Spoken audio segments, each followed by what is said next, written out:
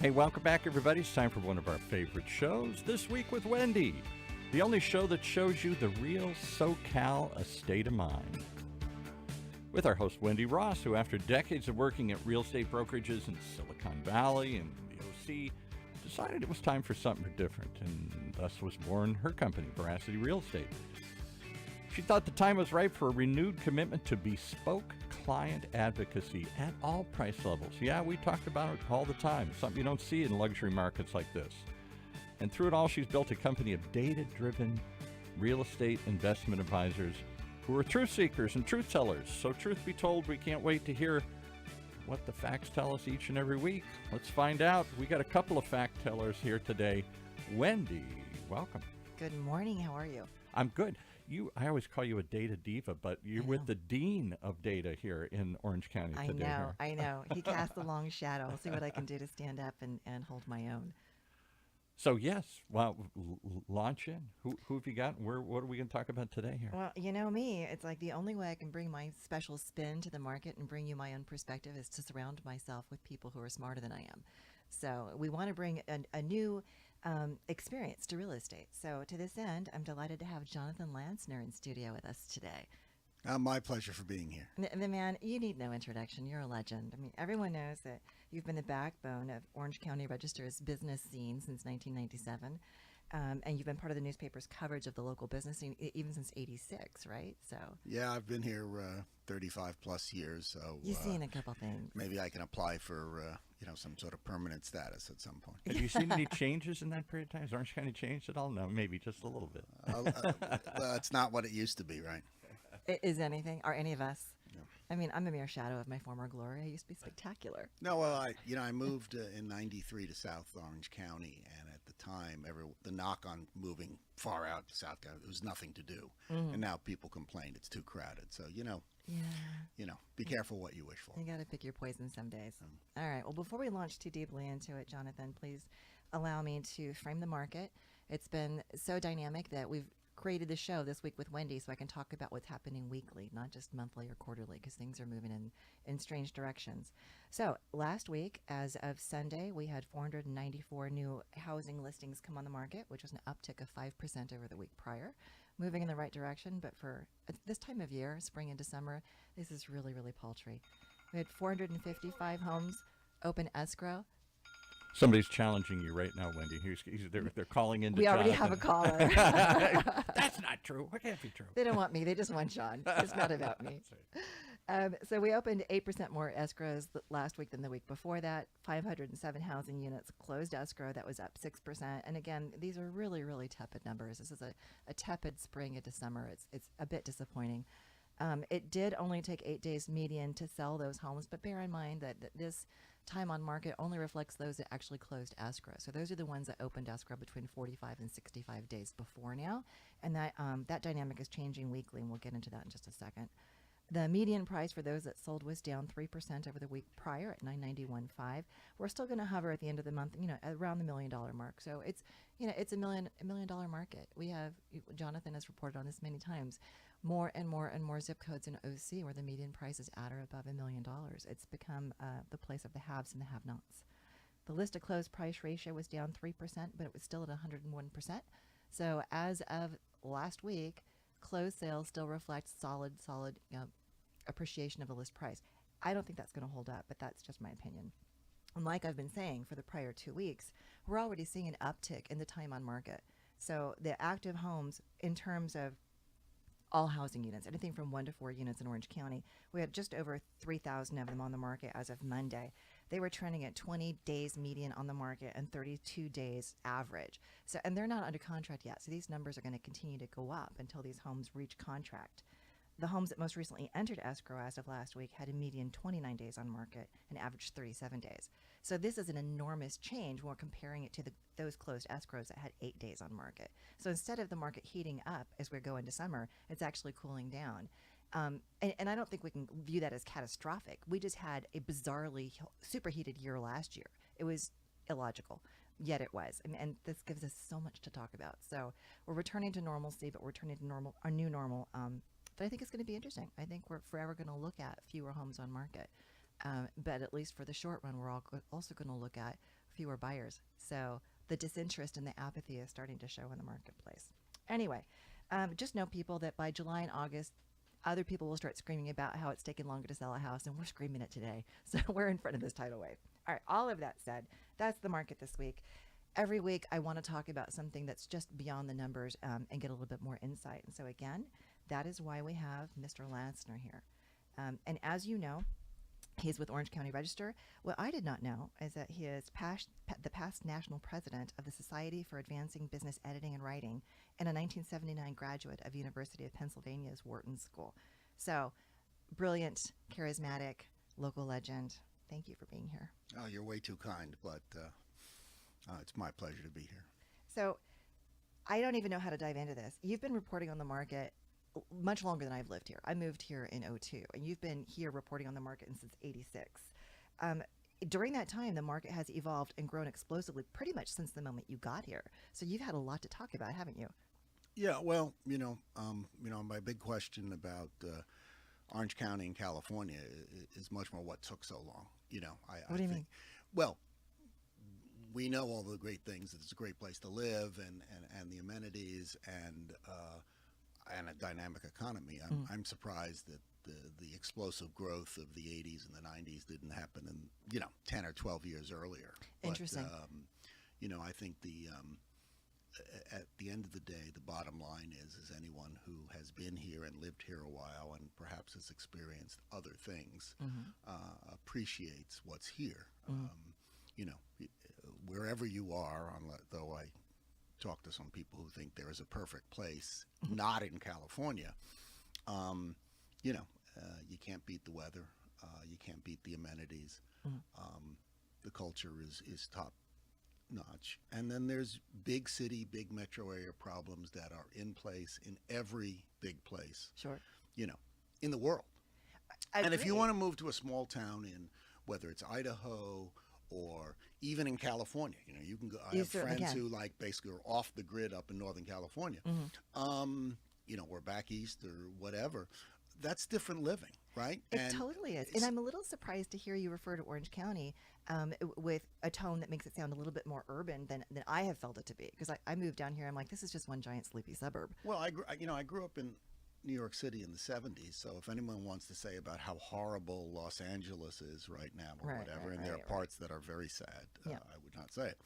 I've been there, done that. Yeah. And I also can see the possibilities of where New York City came from in the 70s to what it has become, a stunning change. So, Yeah. Fixes are possible. You have to have the will to do it. But yeah, Orange County is pretty densely populated. I think more than people realize. Right. Well, but the classic, downtown city, which is New York and Washington and San Francisco and LA and Chicago and a handful of other cities, and a London and a Paris, whatever, those are more an anomaly than these cities like Orange County that are just sort of spread out, whether you call it sprawl or whatever. I mean, not every city is the same, and I think the charm of Orange County is you have both some of the things that can be offered by a city, and you got a big city nearby. So if you Right. really want that, Well, we're sort of sandwiched in between, LA and San Diego, so we can get sort of an urban experience, going in either direction. And what I find interesting about Orange County too is the topography. Unlike many of the European cities or towns, to your point, that are less industrial and more spread out, very often it's fairly flat. But we have this really interesting topography that gives us these pockets and these areas that even have different microclimates. So it's a fascinating place to be and live. and don't ignore the size of the mountains. We have Right. hills in Orange County, even though the Saddlebacks, I think, would be larger or higher than the top point in 30 states. But Yeah. we laugh at them because you have basically world-class mountains Yeah. outside of LA. And you don't have that in a lot of places where you're at the bottom of the hill as a major city. Anybody who's driven through Texas knows exactly what we're talking about. I mean, it's just like Groundhog Day. It's insane. Well, since you've been here and you've seen, like you said, perhaps delayed, but you happened to arrive when it seems like Orange County was beginning its greatest push and progressing into a larger community. So over that time, were there any things that you saw and wrote about that you thought were more notable than others, or any things that made you scratch your head, or share some dirt? I think that the head scratcher is, to me, is the number of people who complain about the place. I mean, I think that's basically perhaps a bit of a tone of the world these days. So People just want to argue about and complain about everything. But like I said, when I moved here to South Orange County in '93, there was nothing there. I mean, there was limited amount of places to eat or do anything. Irvine Spectrum, which was not a planned thing other than many of the other things that the Irvine Company has greatly planned with a little bit of luck and good fortune, in some ways helped change South Orange County, because now there was a there. It was the Mecca, wasn't it? There was nothing else. So things have changed. They will continue to change.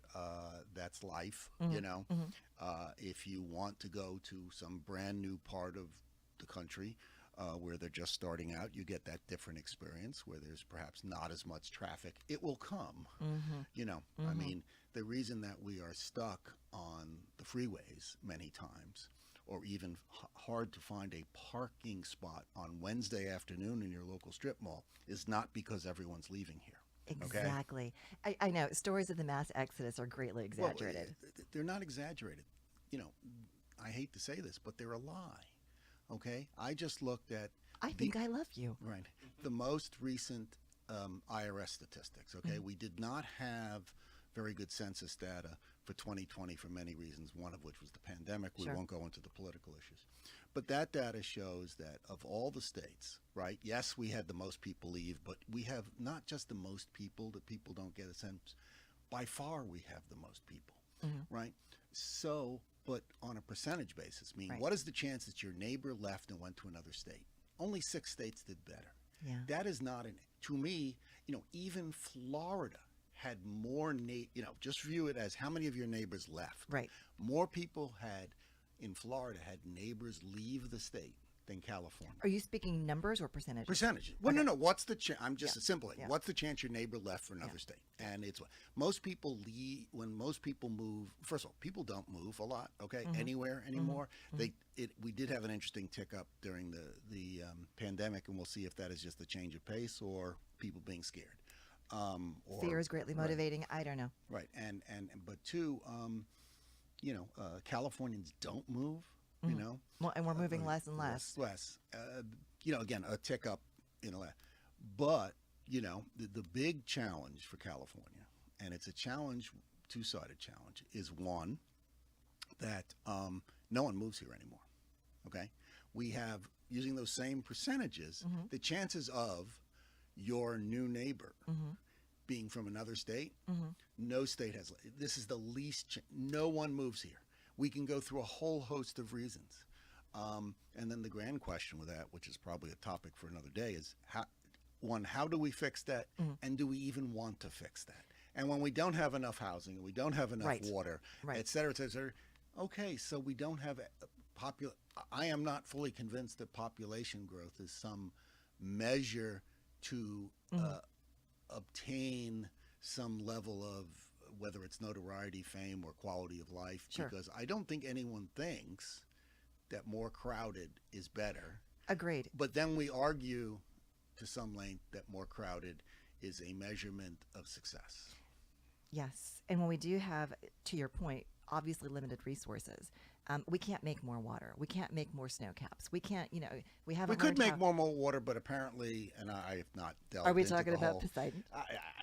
We are not talking about Poseidon. I'm saying not an area of expertise I've thought of much, but to the very casual observer, it seems a little odd that we didn't want to create just a little more water just in case. I was shocked by that. I was shocked. But again, smarter people than me, I can't speak of it. And it's interesting. I love that you're so blunt, because people do lie and they do say things when they have a loud microphone, and other people believe it, which I find dismaying at best. Have you noticed changes in preferences of what readers expect of you, like how and what they expect you to report? Yes. Well, obviously yes, and then obviously at the base, I assume no. But again, now I'm guessing. Right? I assume they want somewhat credible information and a little bit of analysis. Of course, I mean, literally, and I have this discussion time and time again with people when they say that, let's just say, for example, the register is right, left, center, or whatever, you know, it's like, you know, and I think real estate's, you know, a grand example.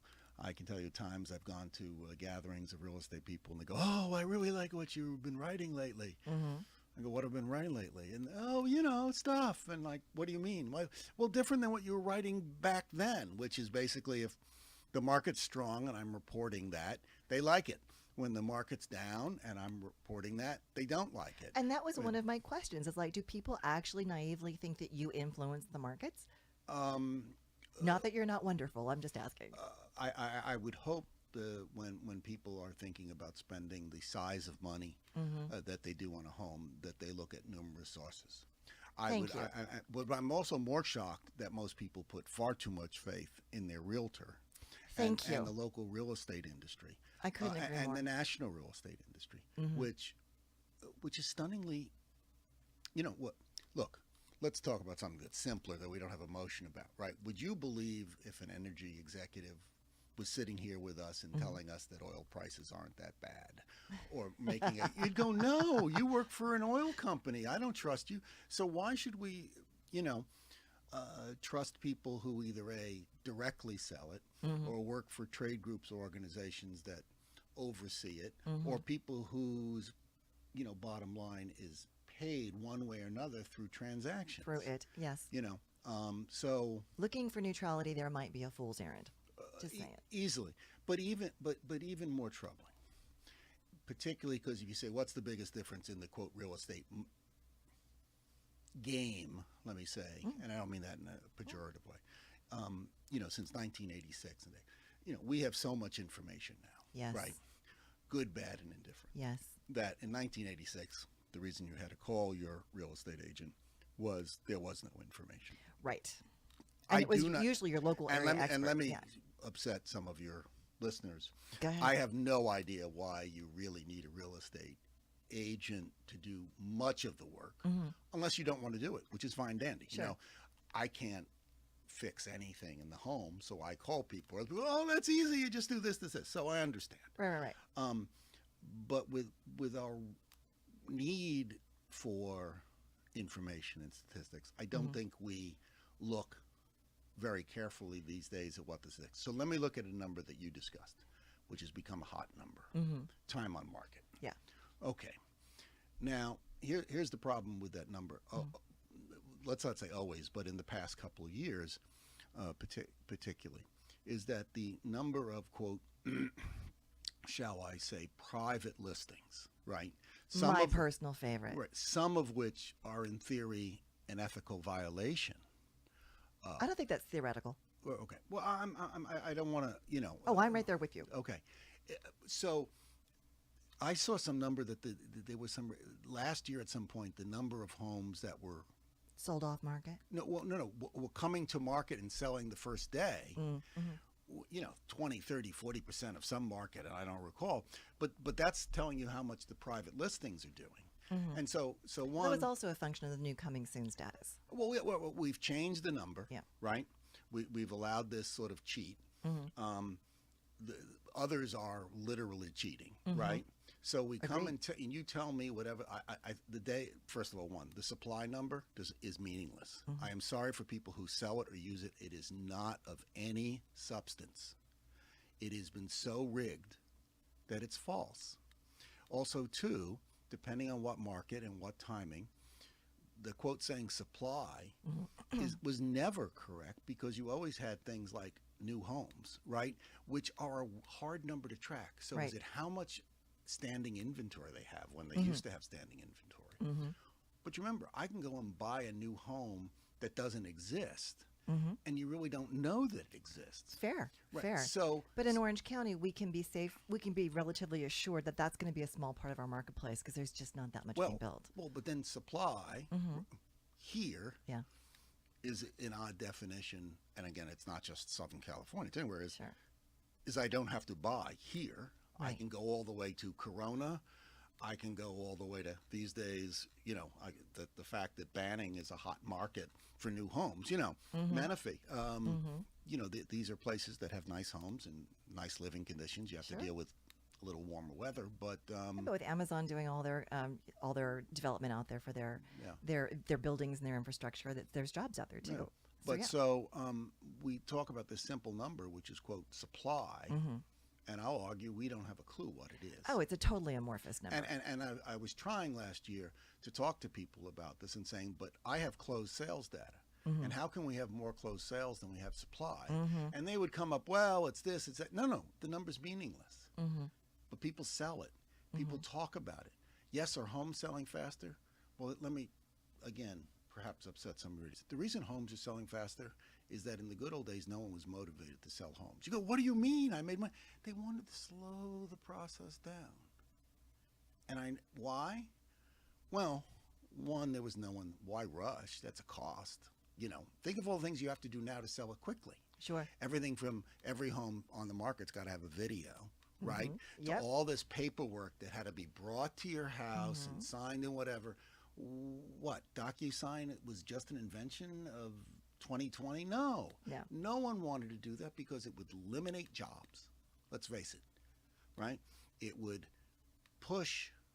make people in the real estate transaction business work faster, right? And no one wants to do this, but all of a sudden in the pandemic era, it became required. So the fact that if the supply number is meaningless, or this ratio of supply to buying, which is weird because the timings are off. But people then talk about that too, but if you think that we're going to go back to days where people and that are going to allow their home to sit on the market for that long. Right. Again, we may have a very, sometime in the future, another sort of bad period for home buying and the like, and the homes we may get. But the old market, this and I know this, people wanted to get listings just to get a name. They wanted to have their name on a sign in that yard for a couple weeks at least. Right. And that then they wanted, PR. and they had an open house. Yeah. Why? To get more customers. Exactly. It had nothing to do with it. And again, I am saying this, and now everyone go, oh, yeah, sure. No, but it's so true. Open houses don't sell homes; they sell agents. Period. Right. But so now that people are going, oh my gosh, there's this nationwide shortage. No, there isn't. This is the real estate industry entering perhaps the late 20th century. Yeah. Because homes should be able to be put on some sort of electronic board if you so deem it worthwhile, get bids, and close without anyone ever looking at the home. And that's what the open houses and people look at, again, another reason supply is meaningless, right, is everyone can sell their home on an iBuyer today, sure. And it never shows up except when we look at closings. At closed sales rate. Fair, but a couple things. Back to your prior comment about you don't know why anybody needs a realtor at all. I totally agree with you that now there's so much information out there that the consumer can shop and find houses and locate them by themselves. The unfortunate part is that this is the land of the lawsuit. And until we get more real estate attorneys like they have back east doing transactions, buyers and sellers are just going to eat each other up in court. Well, no. Well, the other thing is and it'd be massive legislation. Yeah. Is sort of make transactions when they close, they close, right? Right. Now, there's no 5-year reach back. Right. There's the fraud levels or whatever. Yeah. Obviously, we always wanted to do, but when you have people on both sides of the transaction working for the same state and national associations, you do wonder. With a large winking, if anyone can see, are we here really to improve the process or keep the process going? Because it is so costly and so profitable for everyone who touches that deal. And I tell this to I am stunned that I can go on my computer if I so deem it and move stocks and huge sums if I want to, or 3 shares, right? And it costs me next to nothing, or if not nothing.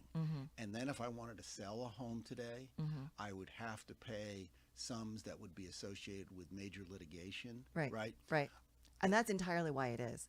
It's all about the liability. No. Well, in my opinion. Well, but I don't sort of view it that I'm not getting any protection for those I mean, I should be able for, let's say you are selling $1 million home, and let's say the current thing's about 4.5, right? So it's $45,000. For $45,000, I should be able to buy a policy. Agreed. That it guarantees me. I'm not arguing. In fact, I should have you back so we can talk about the DOJ investigating the National Association of Realtors for exactly this thing. It's like it's a many splendored thing, but effectively they're investigating us, the National Association of Realtors, which, by the way, I have no alternative but to be a member of if I want the tools and resources. I don't have a choice. So this is not voluntary. It's a mandate, effectively. And they're accusing us of price fixing. And a big part of the argument, with which I completely agree, is that we should not have one brokerage on both sides of a transaction. That's ridiculous. Oh, and always. I agree. How could you be impartial? I mean, I wouldn't go into any sort of litigation and use my opponent's attorney. Why would I do that in the biggest investment of my life? I would never do that. That's insanity. But that is fodder for another day. Yes. So I'm going to invite you back so we can debate the crap out of that. And that's why I started my own company. Because I got here and I'm like, what the heck is going on? I mean, there is so much smoke and mirrors. There's so much BS being told to people. If you have $1 million plus house, or at least now these days $5 million and plus, you can get bespoke service. And you can actually get good service. If you have something below that, they ignore you. I mean, all of these things I find grossly offensive. Well, if you're a buyer, they ignore you. Yeah, Right. Even sellers. Well, I'm still pretty stunned that the seller gets to set, how much the buyer's agent gets paid. Agreed. I mean, I don't fully get that, and people say, well, then the buyer doesn't have to pay. And I'm There going are like, ways wait a second. around that. No, it's not even around that. Is that Economics 101 would tell you that a cost in the transaction is paid by the buyer no matter. Look, Of gas course. prices are going up. So that's why your clothing is more expensive, but there's no petroleum in my clothing if it's all cotton, let's say, but they probably, you know what I'm saying? No, it's in there. It's a in there. cost. Yeah, right. So, and it is being translated to the buyer in one manner or another. But to your point, the argument there is, okay, so if we split this and we make the buyer's fee for representation, or whatever you want to call it, their own expense, there is a way to mitigate that so it's not too onerous for the buyer. There is a way to say, okay, lenders, you're going to acknowledge that this is a closing cost and allow them to factor that into their financing should they need to. Because the two sides should be split. They should be completely severed. The seller should not dictate the buyer's agent's income, and the buyer's agent should not be rewarded for making their client spend more. Right. That's illogical. right. Totally And, agree. Yeah, we could talk this forever. And we will. But one of Not the reasons today. it's an important issue is on you're asking me about numbers, right? Unfortunately, many of the numbers are weak in quality. It's And- garbage in and garbage out. I know that. I mean, I know far too many realtors, more than I care to. And I know they have varying degrees of competence, and they're the ones inputting this data into the MLS. I know factually there are some who are so incompetent, they put the same listing in more than once, not because they're trying to be deceptive, they're just really bad at computers. So the data is clearly... and that's why, for example, dealing with some of the data that's from closings, at least we know that That and actually out there happened. aren't areas in there, and it's also a bit of an art too, because it's hard to tell what's an arm's length transaction, what isn't. Indeed. But at least there you have a sense of what activity looks like. Sure. And but that's the hard. I mean, that's the real problem, is that any time you almost hear anyone, including myself, talk about the real estate market, they're at best informed guesses. I mean, Well, and that is actually why I find that, and that is part of why I started writing my own monthly reports, because Stephen Thomas, who we both know, he's a friend of mine. I used to work with him. And when he was with the Thomas family running the RE/MAX franchises, he was boots on the ground, and he heard what buyers and sellers were saying as they were on the marketplace. And when he got past that conversation, because he went to work for a title company, he didn't get to hear any of those rumblings. And that does influence my opinion about what's happening, because the data is not enough. You do need to hear what buyers are complaining about, what sellers are though a complaining collection about. of anecdotes is not data. I'm not saying it is. Or for example, if you had surveyed, since we're talking about real estate, Mm-hmm. every agent in America, or 10,000, it still does not mean that vision or that view is correct. And Well, opinions are just that. They're opinions. yeah, I mean, I think the bottom line today is the key thing, that almost everyone missed, but was blatantly obvious, was that what we went through in 2020 and 2021 was an unprecedented bailout. And Yes. I mean that literally, Of handout colossal proportions. of the real estate market in particular.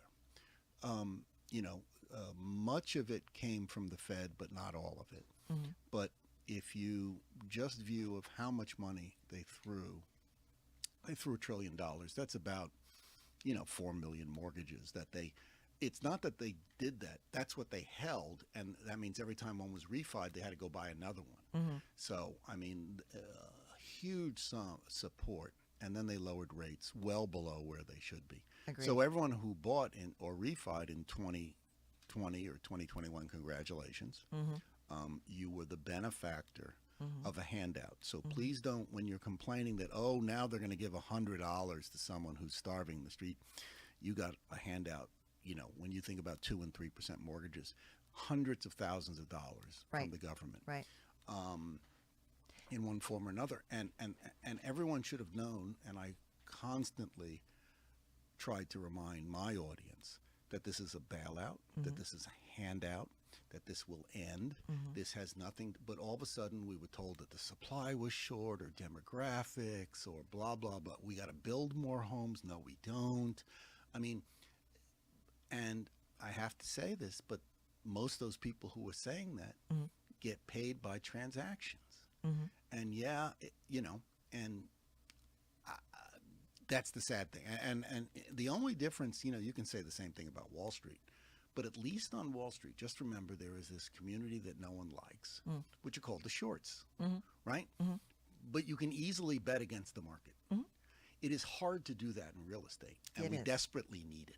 Yeah. And people go, what do you mean you're going to short your neighbor's house? Now that would be cool, but because you think they're whatever. But there's no discipline. It is very hard to, and you're contrarian or a doom and gloomer or whatever. But in this specific case, if you did not think what was going on in 20 and 21 was odd, and I heard it way too often, it's different this time.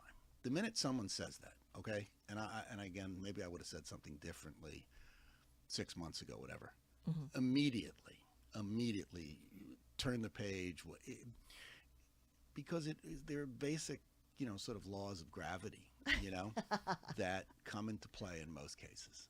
Got it. And, in this case, as long as the Fed was going to bail out the housing market was going to do well. The rest of those arguments and Lord knows how, it was just window dressing for a bailout. And the Fed has quite clearly said the bailout is over. Right. We're done. We're done. It is going to have huge consequences for the housing market. People say, well, what about the low supply? Well, I'll give you a little Econ 101 lesson. Supply and demand. And there's this third thing that, because the phrase that drives me crazy, it's simple supply and demand.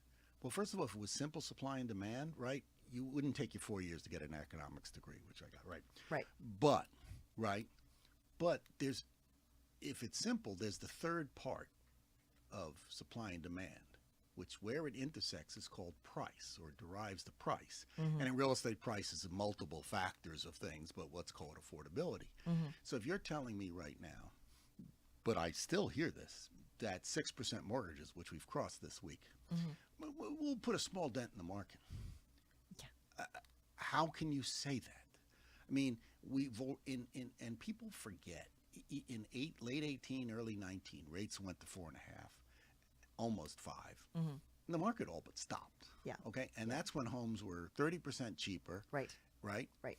We had an incredibly strong economy. Right. But buyers were like, no, I'm not going to do it. Right. And now it's because this is, I hate to use that phrase FOMO, which I really don't know what it means, but I know fear of missing out. I wouldn't use it other than now. I mean, people just feel that they have to buy a home. No, and I'm not seeing that. I'm seeing buyers are now saying, I'm maxed out. I'm not going to pay these prices. I don't want that interest rate. And if I have to have that interest rate, I'm not going to pay that price. No. They're starting to retrench. They totally are. And the one thing that I find it funny that no one ever wants to talk about this, and we really don't know the right number, but there are a lot of real estate investors. But whether they're mom and pops, mid-sized, or these Wall Street giants. But there seems a universal agreement that on average, they're about 30% of the market. give a month, give a week, give it time, right? In affluent areas like ours, absolutely. Well, Yeah. well, in poor, because you know, in these days, because in lower neighborhoods, you're looking for that rental. You want the cash flow. Right. Yeah, you want the cash flow. I need to ask Yeah. you to hold on for just a second so Paul can do his obligatory thanking of the sponsor, and then we'll come right back to it. We need to point out that there's a lot of great partners you bring in here all the time, like today's guests and our sponsor, Ford & DiIulio. Ford & DiIulio is an Orange County-based boutique litigation firm with experienced attorneys from the big law firms. And the partners who founded it did so in the concept of aligned interests, where your results are tied to their results, where they're rewarded for being efficient and effective and not just dragging it out, and where they engage in the relentless pursuit of their clients' goals, whether in litigation, mediation, or at trial. Any of that sounds missing in your life, any of that sounds appealing, check them out. They've been in here before. Go listen to the past interviews. Ford & DiIulio, just like it sounds. FordDiulio. FordandDiulio.com. Can I ask a question? You guys are going so fast. And I it's thought like, you were over there what scribbling this, notes. and this, and this, and this. I mean, this is radical stuff he's talking about here. I think, I love it. I think Jonathan's kind of a bomb thrower here. I think, so I'm going to ask him a bomb and see how he reacts to this one. People come in all the time. We had the Mayor St. Anne earlier here today, and we've had all sorts of people because it's an election cycle. And everybody seems to pretend that Orange County, even though it's grown so big, is still going to be the land of suburbs, the land of individual homes. And I wonder at some point if Orange County is going to become San Francisco or New York, and it's going to be a place where few own and most just rent. What do you think of that? Well, some of that will be determined by the populace, in one form or another. I think, unfortunately, the very industry that promotes home ownership is probably now doing things that will promote the loss of the home ownership opportunity. And that is our continued reliance on subsidizing homeowners and property owners. So when you look at, I don't want to particularly pick on the big trade groups, but they say they represent, real estate owners.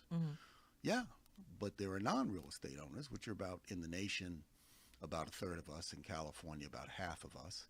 And market by market, it changes. But if we wanted cheap, more affordable housing, you could fix it pretty quickly. Get rid of the mortgage rate deduction. Get rid of the capital gains exemption. Those two things right off the bat would probably pretty much kill them. Well, they've pretty much done that with the salt tax cap.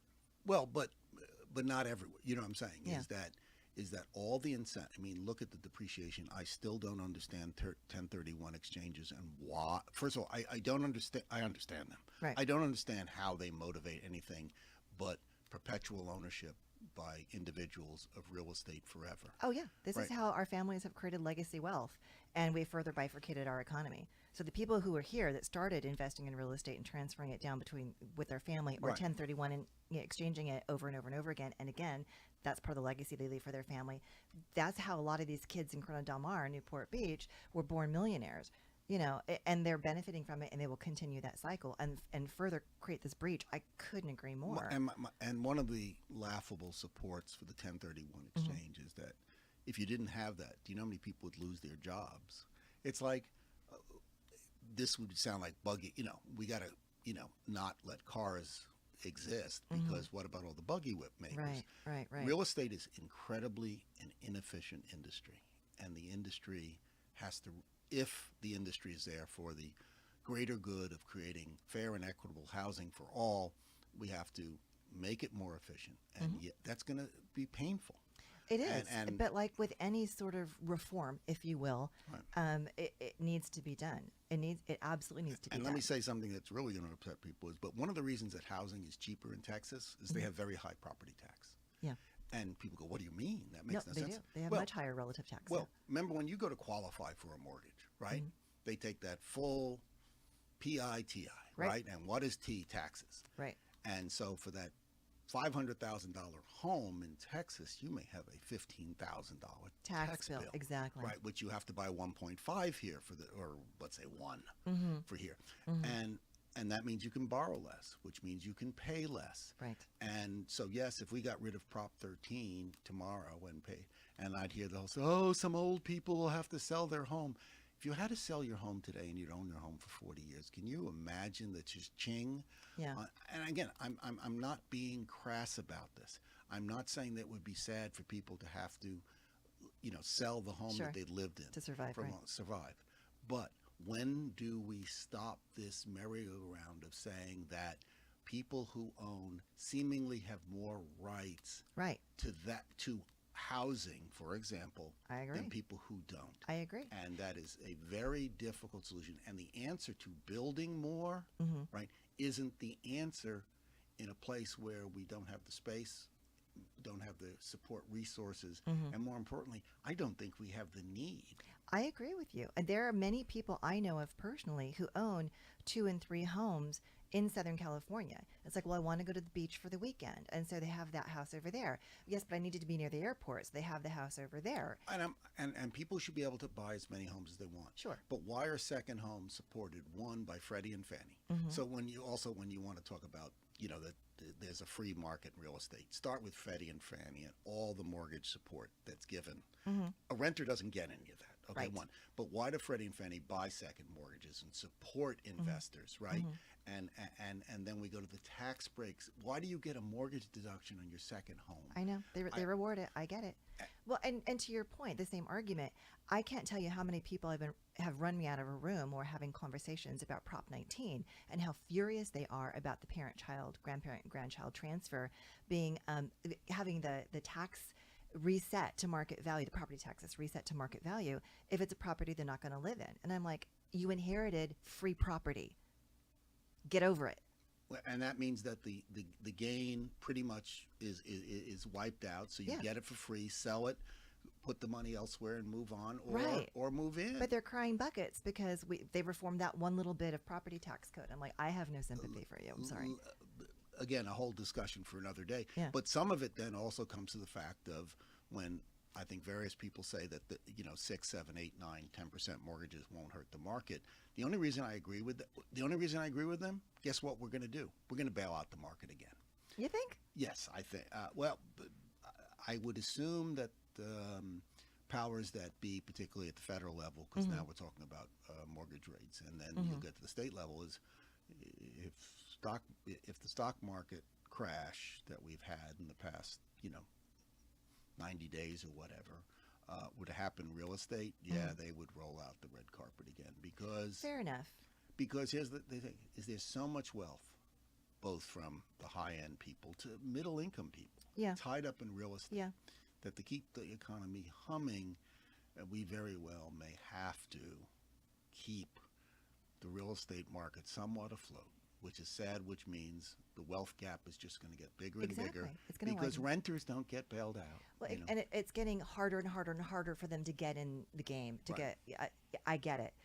But again, to your point just a moment ago when you were saying, are these increased interest rates going to hurt the market? Our market was so artificially overheated in 2021. I mean, it was dumb. It was beyond dumb. So we're starting to see it's cooling it a bit. It doesn't mean it's hurting it. It just means it's making it less stupid and less crazy. I personally think the market's just going to plateau and be okay. But maybe I'm wrong. I'm not an economist. Well, no, but it's, again, the grand question at this point seems to be this is a bubble. And I use the bubble definition of the value of the homes in excess of their economic fundamentals. Absolutely. Absolutely. Yeah. So yes, does a bubble have to Burst. The answer is no. As I wrote this I week, read that article. they can fizzle. And Yeah. if you've lived here long enough, the 1990s are the perfect example. Mm-hmm. The home prices peaked in 1990. And the next time they hit the peak in Orange County and statewide was 97, 98. So that means, are you ready to earn nothing for 8 years? Right. And a lot of people will say, yeah. Mm-hmm. And I think some people are being honest about that because they don't view their house as assets. Well, But at there least are a lot they've of people. stabilized their housing payment, and they're not, Right, subject to right. rents and all that stuff. Right. Yeah. But two things are important there. One is the investors aren't going to be happy with that, or Right. many of them. Many of them are cash flow people, and they'll be fine with that. Mm-hmm. But many of the people, whether they're flippers or just looking for appreciation to sweeten the deal, aren't. And that means there can be less buyers because they're going to see a zero and say, I don't want this I anymore. totally agree. That's what I'm saying. And the other thing is that unfortunately, the real estate industry sells appreciation. They do not sell lifestyle because that's why you see how much they are fighting the concept that home prices may fall, right? And if there is no appreciation, people sitting there going, why should I bankrupt myself and own a house? And, I always make this joke about, I have I basically invest my non-real estate money, which is my home, in mutual funds. And I have never had Vanguard call me up and saying, hey, we got a leaky roof here. I need an extra couple thou to fix it. I hear you, but to your prior argument, real estate and children are some of the only tax write-offs we have right now. And I personally am not going to go make any more babies. Well, I didn't make any. I'm never going to make babies. Wow. But for some people, having a home of their own is a smart investment because, to my point, it stabilizes their housing expense. And so as the economy rises and rents rise, their housing expense doesn't rise, and they do get something of a write-off. But then, if you asked me, depending on someone's situation, is today a good time to buy? It may very well be. If you're not sitting there and thinking, one, I'm going to get rich doing this. Two, stable housing prices, considering how aggressive landlords have been. And I think the rents are ridiculous. But I think landlords are going to be more aggressive going forward because we're seeing a different generation of land. We're seeing more and more institutional lenders and less mom and pops. Mom and pops, if you're a good tenant, they'll take care of you. Institutions don't care. Fair enough. But after the bloodbath of 08, 09, when the market, bled out, as it were, I was shocked at how many landlords, mom and pop and institutional, totally took advantage of that. And rents soared when prices were plummeting because they knew these people have to live somewhere. Yeah, well, they were opportunists left and right. That's the marketplace. And, so I think the big challenge, looking forward is the fact that I think that these superheated gains of 20 and 21 are not going to be replicated, if not. Well, hopefully never, because that was not healthy. Right. And yes, you should be wary the fact of how high mortgage rates. And I'll just give you a very simple number, and it's been this case, is that we now have, as everyone I think is aware, mortgage rates, even though they're up, which is still significantly below the inflation rate. I never thought they would go below 6%. Well, but I'm just saying, is that, the last time we had an extended period of mortgage rates above the inflation rate was, again, 1980. We're back to 1980. Don't go into your political thought cases right now or presidencies. Thank you. Is that inflation is inflation. Right. However it happened, and in both cases, geopolitical issues far out of control of your governor, your mayor, your representative, and it didn't your senator, happen president. overnight or in the last 4 years. It was a slow build. Right. We have had this inflation problem from the middle of last year. And when you think that typically, depending how you look at that, mortgage rates have run 2 to 3% above inflation, and we're 2 or 3% below inflation, either A, get very nervous, or realize how much a gift we've had for about a year and a half, and gifts go away, and now we're going to have to stand on our own 2 feet. And yes, some of us can say, oh, yeah, I borrowed money when it was blah, blah, blah. And also, too, we also have a lot of knowledge, and I put quotes around that, about real estate, right? And I can look at my trusty spreadsheet, or you can look at whatever, and we can look at 40 years of history. Yeah. But that was, literally rates going from double digits to almost zero, right? More or less. That's never going to happen again. Right. So when you're making your expectations of, let's say, the next 20 or 30 years of home ownership, let's say a young family's listening right now, they have to realize that we're not going to go from double digits back. And there's a lot of reasons for that. Yeah. This whole demographics argument, okay, it is a blip, okay? I mean, demographics is we are an aging nation. Yeah. Right? We have this pandemic that is killing record numbers of people.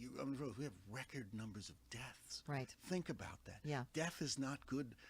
It's only good for transactions. So I shouldn't say it's not good for home prices. It may be good for home sellers. And, I hate to be that jaded. But, right?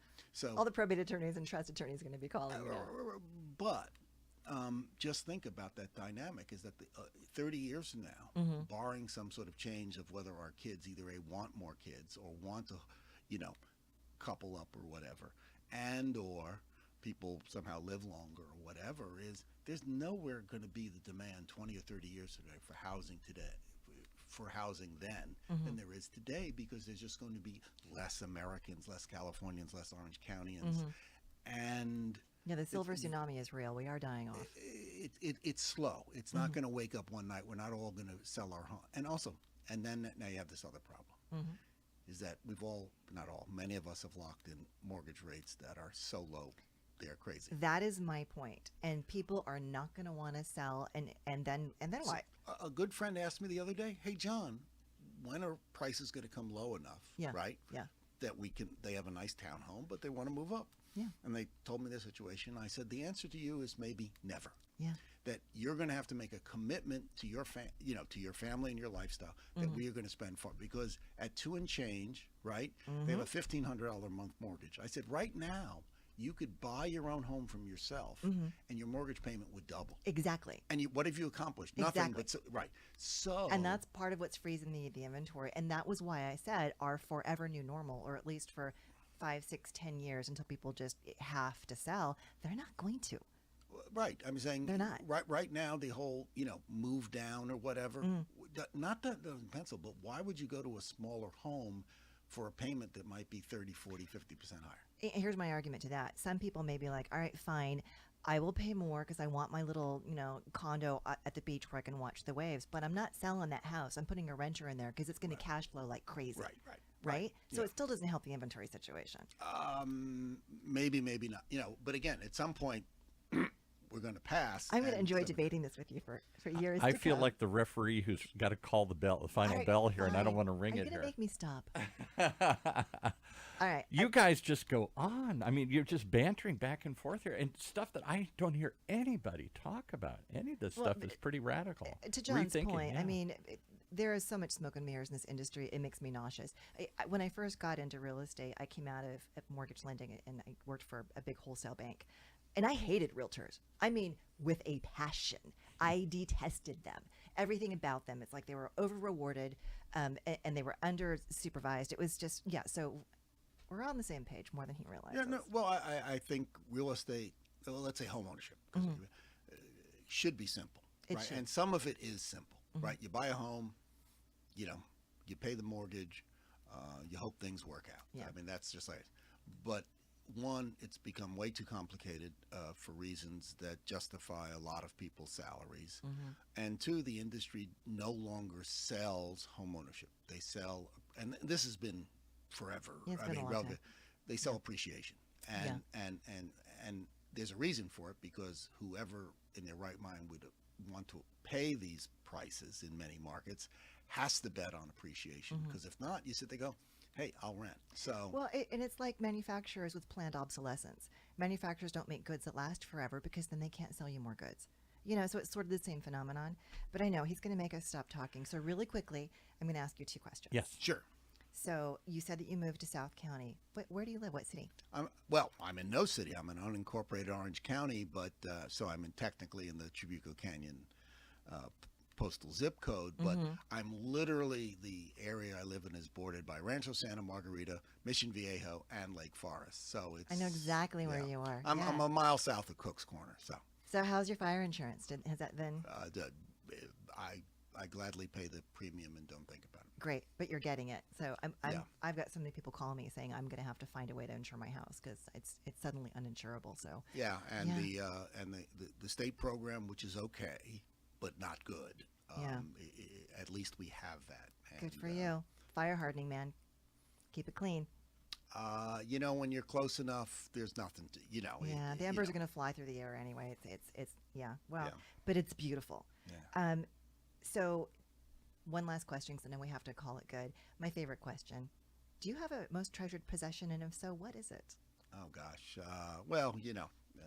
It comes down to family. So, the kids, I know they're not a possession, but that's easily, it may be a trite answer. And I'm pretty bad about things. I don't have it, my one, sort of excess purchase, and it's not that much money, as I'm an original Anaheim Duck season ticket holder. So Go you. if that is, a purchase, it's obviously a thing. And it's sort of funny. I'm again I marvel at people who are insane about their team, and I just go to enjoy it. And, Yeah. I think that's the big problem with all the stuff, including housing. Why can't we just enjoy things and not worry either? I don't mean what it costs, but like that in hockey, your team's a failure if they don't win the cup. Well, that means 31 out of 32 products are failures. Right. And if I don't make 18% a year on my home or whatever, did I enjoy it? Did it keep me warm and cozy and serviceable? Did it shelter me from COVID? Right. Right. Yeah. No, I agree. And that's why I have a tiny little house in Santa Ana, and it's my little haven because I want to enjoy life and enjoy things. So yeah, to your point, it's like we should just. Well, we'd enjoy hearing more of this, but today I think we're done. I can't absorb it anymore. My brain's ready to All right, explode. fine. He's pulling the plug. I'm going to have to call it. That's This Week with Wendy. Please join us and listen to our podcast wherever you most like to listen to podcasts.